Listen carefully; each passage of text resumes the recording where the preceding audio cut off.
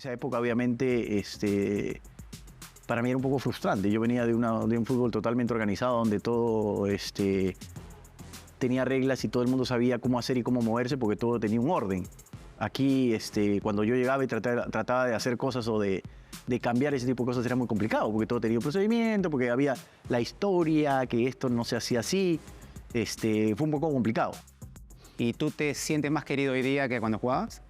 Más apreciado, tal vez. Querido, no sé. ¡Ay, ay, ay, ay, ay! Aguanta. Yo lo dije. ¡La tocó! Este 4-4-2 se las trae. Esto es ¡Al ángulo! Con lo que me preguntaste hace un rato de por qué yo, te iba a decir, me lo he preguntado muchas veces también porque yo he visto muchos jugadores con mejores condiciones que yo, pero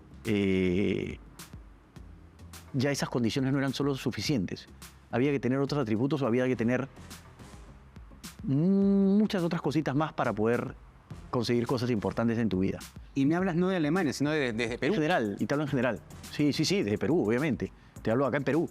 Aquí yo he visto jugadores con unas condiciones impresionantes que lamentablemente no avanzaban. Tú, chibolo, decías, este es mejor que yo. Sí, seguro, de lejos. Sí. Maña, de lejos. De lejos. Bueno, digamos, era mejor. Sí. De lejos cuando era chico, sí, seguramente. ¿Cómo jugaste de 6, eh?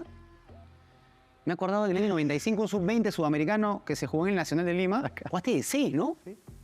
Estamos todos locos. ¿Qué hacía de 6? Increíble, cada vez que lo cuento, sí, porque yo ahora que jugamos leyendas, pues a veces me voy yendo para atrás y le digo, ya, mejor yo jugué en la selección sub-17 de 6. Me miran así. Claro. Yo me acuerdo, yo lo vi. Sí. Contra Argentina, jugamos acá en casa, partidazo. Entonces, a ver, era febrero del 99 y Perú viaja a Guayaquil. Vas al partido. Ya, ese gol, confírmame, ¿fue tu primer gol con Perú? Sí, fue un amistoso contra Ecuador. Sí. Que perdimos en Lima y a los pocos días fuimos a Guayaquil. Perdimos en Lima 1-0, Sí. ganamos 2-1 en Guayaquil. Perdimos en Lima 2-1 y fuimos a Guayaquil a jugar la revancha a los pocos días. Y ganamos 1. Un gol tuyo. Sí, el otro Andrés, creo. Sí. Ese día el capitán de Perú era Reynoso. Oh, Sí. así es. Te quería preguntar por él.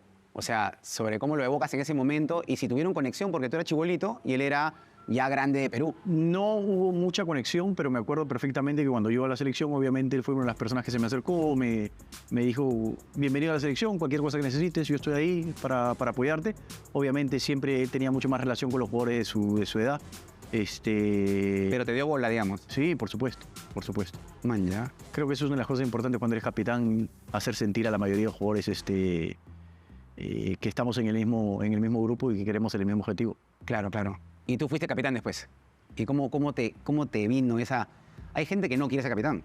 Farfán no quiso ser capitán o no pensaba en una capitanía porque no le venía bien el liderazgo. Es un tema medio raro y... Sí, y para mí al principio obviamente no fue tan fácil. Yo tenía 23 años la primera vez que me ponen a ser capitán. Obviamente tal vez porque venía jugando en Europa, pero había jugadores con mucho más experiencia que yo en esa época en la selección. Entonces no fue tan fácil, pero poco a poco fui teniendo esa manera de liderar al grupo y comencé a adquirir esa experiencia que tal vez me faltaba en un principio. ¿Te hubiera gustado jugar en esta época donde todo parece menos desordenado, más organizado, donde hay más ruedas avanzando en misma dirección? Sin duda. ¿Te encantaría jugar hoy día? Sí. ¿No? Bueno, me encantaría, obviamente, por el orden, por la forma de trabajar ahora, porque en esa época, obviamente, para mí era un poco frustrante. Yo venía de un fútbol totalmente organizado, donde todo tenía reglas y todo el mundo sabía cómo hacer y cómo moverse, porque todo tenía un orden. Aquí, cuando yo llegaba y trataba de hacer cosas o de cambiar ese tipo de cosas, era muy complicado, porque todo tenía un procedimiento, porque había la historia, que esto no se hacía así. Fue un poco complicado. ¿Y tú te sientes más querido hoy día que cuando jugabas? Más apreciado, tal vez. Querido, no sé. Pero es la típica, ¿no? Siempre uno aprecia mucho a veces cuando ya no está lo que uno valora.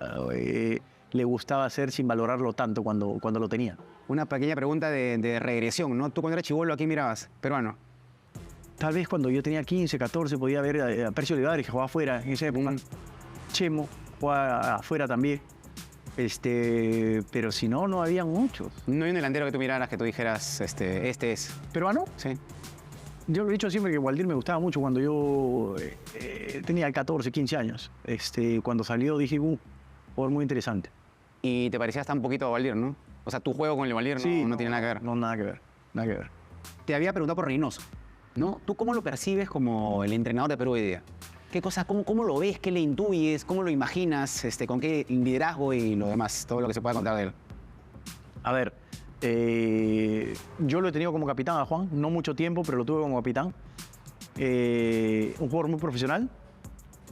Después él empieza su carrera como técnico, en el cual yo no he tenido la oportunidad de trabajar con él cuando él era técnico, pero he escuchado de muchas personas que al principio tal vez era un entrenador un poco complicado, porque era muy metódico, muy duro en algunas ocasiones, pero pasa mucho con muchos entrenadores y eso es una de las cosas que yo he visto y que creo que cuando van adquiriendo experiencia van tomando otros puntos de vista y viendo otras cosas que son importantes a la hora de ser entrenador y que tal vez hay que ser un poco más psicólogo, hay que tener un poco más contacto con el jugador y es una de las cosas que he escuchado que él ha aprendido, vamos a decirlo así, en esta carrera que ha tenido y yo hace poco he estado con él, lo he visto en Europa.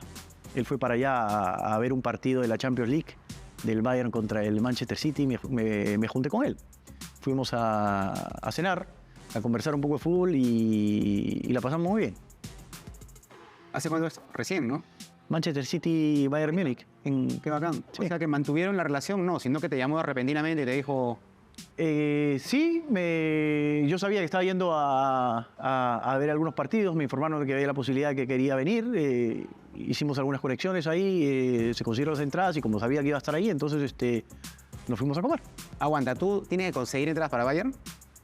¿No es que llamas y te facilitan una o Pizarro es uno más que tiene que llamar, conseguir, hacer la cola por internet? Si tengo que ir a trabajar, me consigue la entrada. Si no tengo que ir a trabajar, tengo que llamar y decir que necesito una entrada. Y te dan bola al toque, te la dan. Sí, claro. Claro. Y vino Reynoso y la pasaron chévere ahí. Sí, fuimos a comer antes del partido y estuvo con su comando técnico, conversamos un poco de fútbol, de los jugadores que habían, del fútbol peruano en general. Sí. Eh, ¿Se rieron mucho o no? Sí, la pasamos bien. Juan tiene un sentido del humor Sí. muy bueno, ¿no? Sí. ¿No? Sí. ¿Tú no o sí? ¿Yo no? Sí. No, te pregunto. No sé, o sea, Reynoso te saca unas cosas en el diálogo tú a tú, off the record, increíbles, ¿no? Es un conversador muy bueno. Sí, yo de off the record no te saco muchas cosas, pero sí tengo mi sentido del humor, Ya, claro. creo yo. Claro. ¿Cuál es la mejor chela alemana? Paul Anner, La tomo. ¿sí? Una Witbier, ¿no?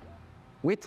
Weissbier. Weissbier. Sí, ese o sea, de trigo. Cerveza. ¿Esa es? Sí. Estamos hablando de lo mismo, Esa es una de las que tienen ahí. Si yo no la tomo, porque yo no puedo comer, no puedes como comer trigo. Claro. Entonces, pero tomo una que se llama Helles, que es la normal. No pasa la cerveza. ¿No te gusta esa? ¿Se dice Polaner? Paul Anner, sí. Es de Múnich, ¿no?